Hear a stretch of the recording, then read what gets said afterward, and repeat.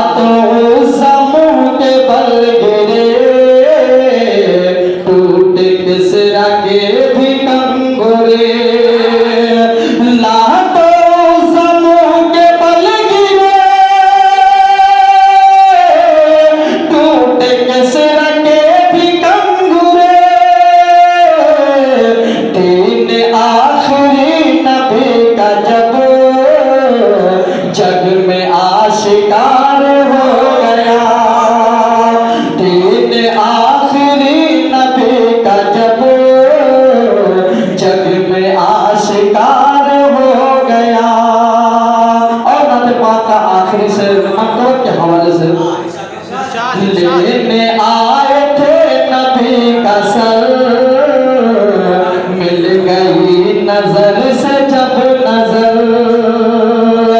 लेने आए थे नबी का सर, मिल गई नजर से जब नजर लेने आए थे नबी का सर,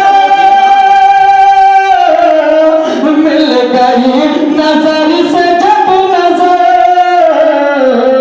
हजरत उमर का पल में दिल आप पर निसार हो गया।